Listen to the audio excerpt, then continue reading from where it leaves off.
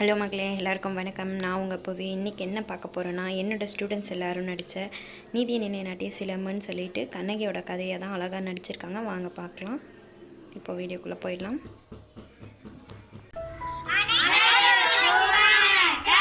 நாங்கள் நடிக்க போகின்ற தலைப்பு நீதியை நிலைநாட்டிய சிலம்பு. என் பெயர் சி காவியா, பாண்டிய மன்னர். என் பெயர் மீரா, நான் அரசி. என் பெயர் சாரா, நான் கண்ணகி. என் பெயர் கணேஷ், நான் வாயில் காப்பேன். என் பேர் வாயில் மடத்துடி. என் பெயர் சுரேஷ், வாயில் காப்பேன்.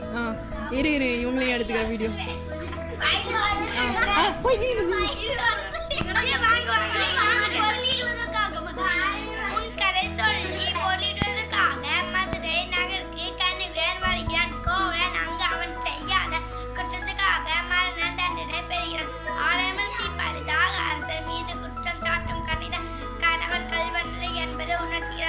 அரசனுக்கும் கண்ணைக்கும் நடக்கும் உரையாடல் இங்கு நாடகமாக அமைந்துள்ளது.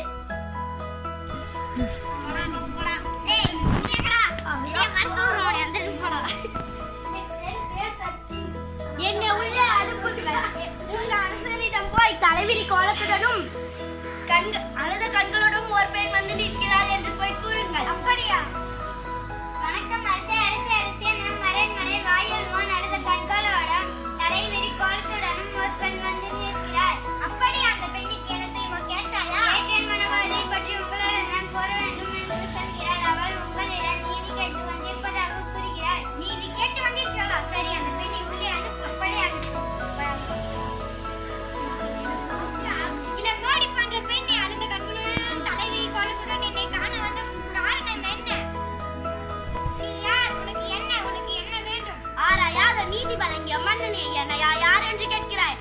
சொல்கிறேன் கேள். உலகம் வியக்கும் மன்னம் ஒரு புறாவுக்காக தன் உடலையே தந்த சிவி மன்னனை பற்றி நீ அறிவாயா? பார் போற்றும் பசுவை மக்கள் தெய்வ மனமணங்க அதன் கன்றை தேர்காலிற்று கொண்ட தன் மகனையும் அதே தேர்காலிற்று கொண்ட மனு நீதி சோழன் அவனை பற்றியும் நீ அறிவாயா? பெண்ணே, போதும், நிறுத்து. பெண்ணே, நான் கேட்ட வினாக்களுக்கு இன்னும் நீ விடை கூறவில்லை. அதை விட்டு வேறு எதையோ கூறிக்கொண்டிருக்கிறாய். இல்ல, பின்னருமை தெரியாத மன்னனே, என் நிலை அறியாமல் தானே எப்படி பேசுகிறாய்? நான் இதுவரை கூறிய பெருமை மிக்க சோழ மன்னர்கள் வாழ்ந்த புகார் நகரமே எனது.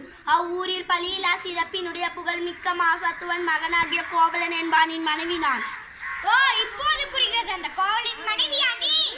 பெண்ணே, போதும், நிறுத்து. பெண்ணே, போதும் மன்னா. நீ போ. பெண்ணே, ஏய் மன்னா, போதும் மன்னா. என் கணவனை இகழ்வதற்கு உனக்கு என்ன தகுதி இருக்கு? ஊழ்வினை பயனால் உன் ஊருக்கு வந்து என் காசிலம்பை விற்க வந்த என் கணவனை அநியாயமாக கொஞ்சி விட்டாய். நீ செய்தது தகுமா? பெண்ணே, போதும், நிறுத்து. கல்வனை கொள்வது கொடுங்கொன்று அஃது எரிபுடைய அஃது அறிநெறி ஆகும். இதை அனைவரும் அறிவார்களே. உனக்கு தெரியுமா என்ன? அறநெறி தவறிய மன்னனே, தவறிழைத்தவர்களை தண்டித்தல் தகுதியுடைய மன்னனு கூறியது என்பதை நானும் அறிவேன். ஆனால் நீ கூறுவது போல் என் கணவன் கல்வன் அல்ல. அவனிடம் இருந்த சிலம்பு அரசிக்குரிய சிலம்பு என்று. அதன் இணை சிலம்பு இதோ என்னிடம் உள்ளது. என் கார் சிலம்பின் பரல் மாணிக்க கற்களால் ஆனது. பெண்ணே, நீ சொல்வது உண்மைதானா? உண்மையாயில அரசிக்குரிய சிலம்பின் பரல் முத்துக்களால் ஆனது.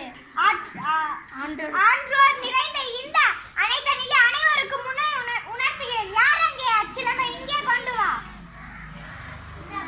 இதோ பெண்ணே, இதோ உன் கணவனிடமிருந்து கைப்பற்றிய சிலம்பு. நீதி தவறாதவன் என்று உன்னை கூறிக்கொள்ளும் மன்னனே, ஒரு தவறும் செய்யாத என் கணவனை கொன்றது உன் அறநெறி கீழுக்கு என்று இதோ மேபிக்கிறேன். இங்கே பார். தவறிழித்து விட்டேனே. சொல் கேட்டு பெருமிலை செய்தேனே. யானோ அரசர், யானோ. இதுவரை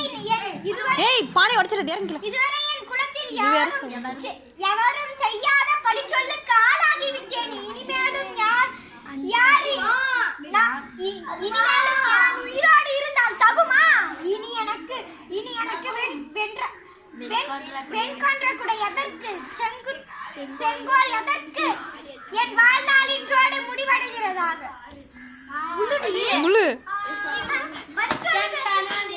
நான் எதுக்கு இப்ப அடிக்க மாட்டேங்கிறா. ஆ. வந்துட்டா அவ்வளோதானே அவ்வளவுதான். அவ